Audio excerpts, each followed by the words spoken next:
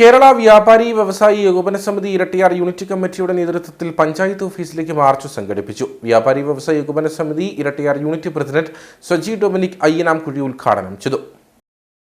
മാലിന്യ സംസ്കരണം വ്യാപാരികളുടെ തലയിൽ കെട്ടിവെക്കാനും വൻ പിഴ ചുമത്താനുമുള്ള സർക്കാർ നീക്കത്തിൽ പ്രതിഷേധിച്ചാണ് ഇരട്ടിയാർ ഗ്രാമപഞ്ചായത്ത് ഓഫീസിന് മുമ്പിൽ ധർണ സംഘടിപ്പിച്ചത്. സ്കൂൾ ജംഗ്ഷനിൽ നിന്നും പ്രകടനമായി പഞ്ചായത്ത് ഓഫീസിന് മുമ്പിൽ എത്തിയ സമരം വ്യാപാരി വ്യവസായി ഏകോപന സമിതി ഇരട്ടിയാർ യൂണിറ്റ് പ്രസിഡന്റ് സജി ഡൊമിനിക് അയ്യനാംകുഴിയിൽ ഉദ്ഘാടനം ചെയ്തു.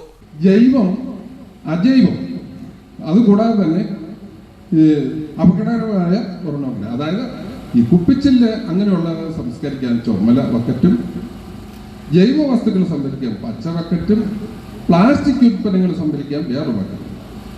ആ ബക്കറ്റുകൾ ഇവിടുന്ന് ഓരോ കടയ്ക്കും അങ്ങോട്ട് നീട്ടി വെച്ചിട്ടുള്ള അവസ്ഥയൊന്ന് ആലോചിച്ചത്. ഞങ്ങളുടെ പണി ഇതാണോ സുഹൃത്തുക്കളെ?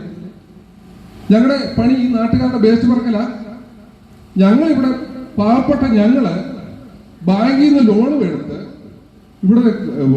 ലോണും എടുത്ത് രാവിലെ 8 മണിക്ക് വന്ന് കടയും തുറന്ന് ഇവിടെ വന്നിരുന്ന് ഈ പണിയും ചെയ്തിട്ട് ഞങ്ങൾ നാട്ടുകാരുടെ വേസ്റ്റ് പറക്കാനാണ് വരുന്നത്. ഞങ്ങൾക്ക് അതിനെ കിട്ടുകയില്ല. ഞങ്ങൾക്ക് അതിന് സമയമില്ല, അതിന് ഞങ്ങൾക്ക് സൗകര്യപ്പെടുകയില്ല.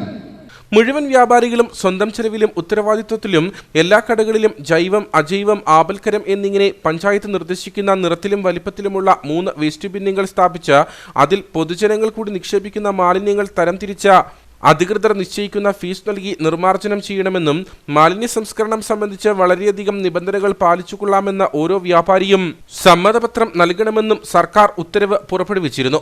ഇതിൽ വീഴ്ച വരുത്തിയാൽ വൻതുക പിഴ ഈടാക്കാനുള്ള നിർദ്ദേശവും ഉത്തരവിലുണ്ട്. ഇതിൽ പ്രതിഷേധിച്ചാണ് ധർണ സംഘടിപ്പിച്ചത്.